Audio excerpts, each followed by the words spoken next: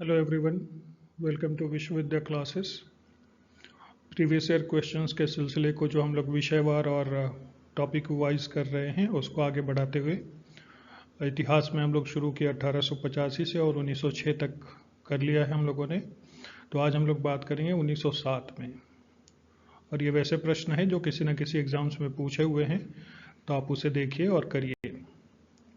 आइए देखते हैं प्रश्नों को। पहला प्रश्न है, 1907 में सूरत अधिवेशन के दौरान भारतीय राष्ट्रीय कांग्रेस का विभाजन किसके कारण हुआ? गरम दल और नरम दल के बीच मतभेद, लोकमान्य तिलक के नेतृत्व के मुद्दे, स्वदेशी आंदोलन का समर्थन, कांग्रेस के भीतर जातीय विवाद। सही जवाब है इसका गरम दल और नरम दल के बीच मतभेद। 1907 में सूरत अधिवेशन के दौरान कांग्रेस में गरम दल और नरम दल के बीच विभाजन हुआ था। अगला प्रश्न है, सूरत अधिवेशन 1907 में कांग्रेस का विभाजन किस स्थान पर हुआ था? कलकत्ता, लखनऊ, सूरत, बम्बई। सही जवाब है सूरत। 1907 में सूरत में कांग्रेस का अधिवेशन हुआ था, जहां नरम दल और गरम दल के बीच विभाजन हो गया था। अगला प्रश्न है, सूरत अधिवेशन के समय कांग्रेस अध्यक्ष कौन थे? गोपाल कृष्ण गोखले, रास बिहारी बोस, रास बिहारी घोष, दादा भाई नौरोजी। सही जवाब है रास बिहारी घोष। 1907 के सूरत अधिवेशन में रास बिहारी घोष कांग्रेस के अध्यक्ष थे, लेकिन गरम दल और नरम दल के बीच मतभेद के कारण विभाजन हो गया। अगला प्रश्न है, 1907 में भारतीय राष्ट्रीय कांग्रेस में विभाजन के बाद गरम दल का नेतृत्व किसने किया? बाल गंगाधर तिलक, विपिन चंद्र पाल, लाला लाजपत राय, उपर्युक्त सभी। सही जवाब है उपर्युक्त सभी। गरम दल का नेतृत्व बाल गंगाधर तिलक, विपिन चंद्र पाल और लाला लाजपत राय ने किया था। ये तीनों नेता लाल बाल पाल के नाम से प्रसिद्ध थे।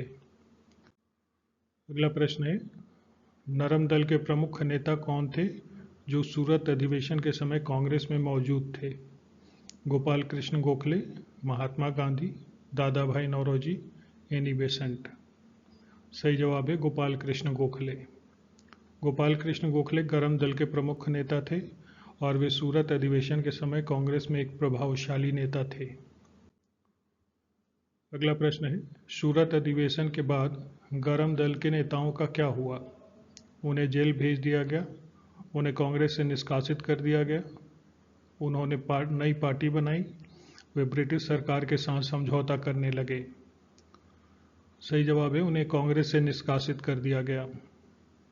सूरत अधिवेशन के बाद गरम दल के नेताओं को कांग्रेस से निष्कासित कर दिया गया और कांग्रेस पर नरम दल का प्रभाव बना रहा।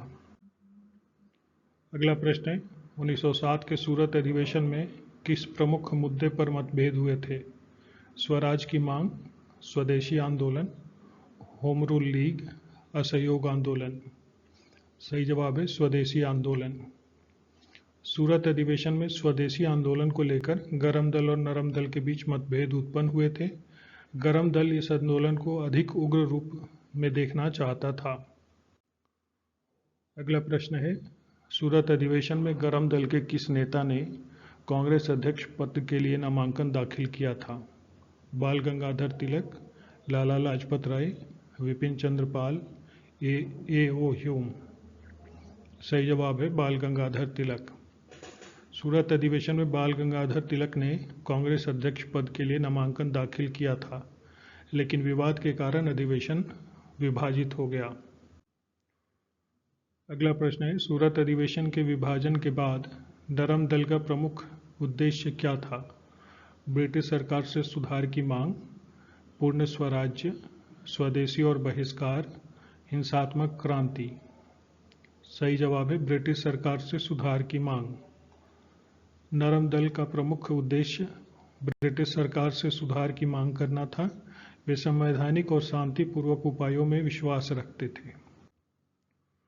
अगला प्रश्न है, सूरत अधिवेशन में किस नीति पर गरम दल और नरम दल के बीच सबसे बड़ा मतभेद था? क्रांतिकारी हिंसा, ब्रिटिश प्रशासन का सहयोग, स्वदेशी और बहिष्कार की नीति, शिक्षा सुधार। सही जवाब है स्वदेशी और बहिष्कार की नीति। सूरत अधिवेशन में स्वदेशी और बहिष्कार की नीति पर गरम दल और नरम दल के बीच सबसे बड़ा मतभेद था। गरम दल इस नीति को अधिक उग्र रूप में देखना चाहता था, जबकि नरम दल इसे सीमित रखा।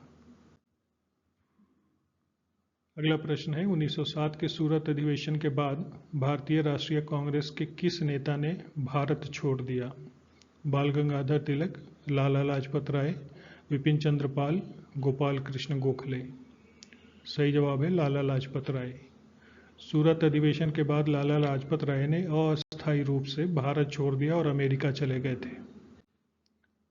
अगला प्रश्न है 1907 में सूरत अधिवेशन का विभाजन किस दिन हुआ था? 22 दिसंबर 1907, 23 दिसंबर 1907, 24 दिसंबर 1907, 25 दिसंबर 1907। सही जवाब है 24 दिसंबर 1907। सूरत अधिवेशन का विभाजन 24 दिसंबर 1907 को हुआ था। अगला प्रश्न है सूरत अधिवेशन 1907 में गरम दल के नेता कौन थे जिन्होंने बाल गंगाधर तिलक के विरोध में अपना पक्ष रखा? गोपाल कृष्ण गोखले, दादा भाई नौरोजी, रास बिहारी घोष, फिरोज शाह मेहता। सही जवाब है फिरोज शाह मेहता। फिरोज शाह मेहता नरम दल के प्रमुख नेताओं में से एक थे जिन्होंने बाल गंगाधर तिलक के नेतृत्व का विरोध किया था। अगला प्रश्न है सूरत अधिवेशन के बाद भारतीय राष्ट्रीय कांग्रेस में दो दलों का गठन हुआ था, वे कौन थे?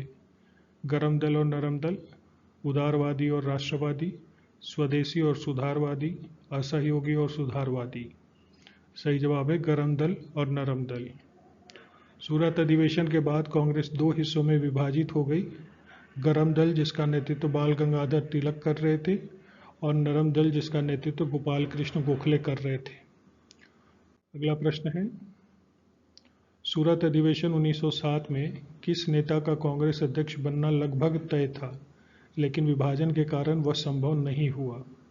गोपाल कृष्ण गोखले, बाल गंगाधर तिलक, लाला लाजपत राय, विपिन चंद्र पाल।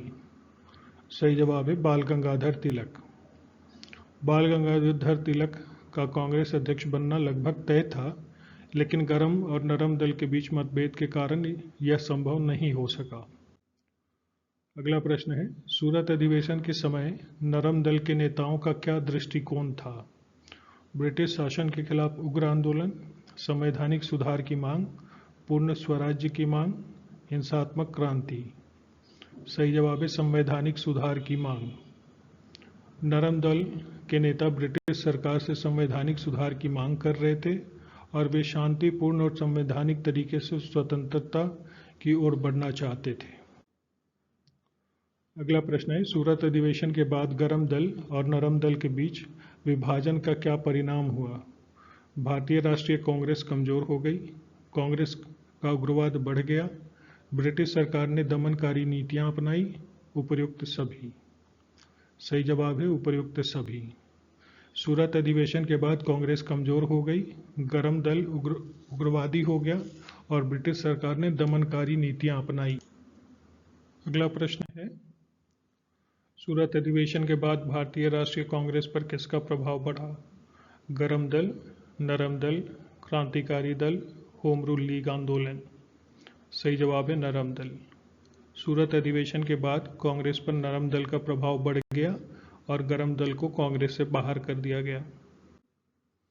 अगला प्रश्न है सूरत अधिवेशन के बाद गरम दल के नेताओं को किन चुनौतियों का सामना करना पड़ा? ब्रिटिश सरकार का दमन, कांग्रेस से निष्कासन, सामाजिक बहिष्कार, उपर्युक्त सभी। सही जवाब है उपर्युक्त सभी। सूरत अधिवेशन के बाद गरम दल के नेताओं को ब्रिटिश सरकार के दमन का सामना करना पड़ा, उन्हें कांग्रेस से निष्कासित कर दिया गया और उन्हें सामाजिक बहिष्कार का सामना करना पड़ा। अगला प्रश्न है 1907 में सूरत अधिवेशन से संबंधित कौन सा कथन सही नहीं है?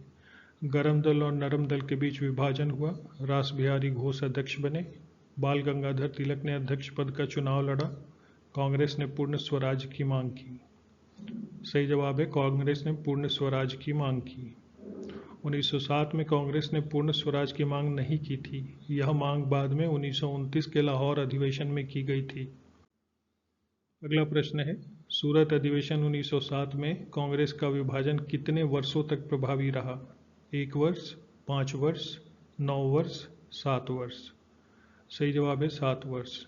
सूरत अधिवेशन में कांग्रेस का विभाजन 1907 से 1916 तक प्रभावी रहा, जब 1916 में लखनऊ समझौते के माध्यम से दोनों दलों फिर से एक हो गए।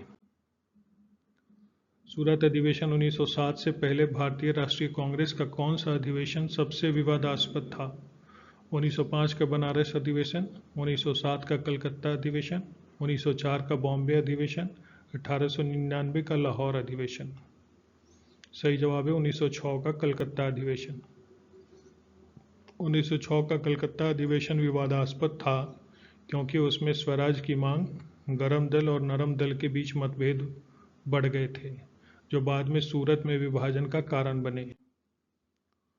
अगला प्रश्न है, सूरत अधिवेशन के बाद किस आंदोलन की दिशा बदल गई? स्वदेशी आंदोलन, असहयोग आंदोलन, भारत छोड़ो आंदोलन, सविनय अवज्ञा आंदोलन। सही जवाब है स्वदेशी आंदोलन। सूरत अधिवेशन के बाद स्वदेशी आंदोलन की दिशा बदल गई क्योंकि गरम दल ने इसे उग्रता से अपनाया, जबकि नरम दल ने शांतिपूर्ण तरीकों से इसका समर्थन किया।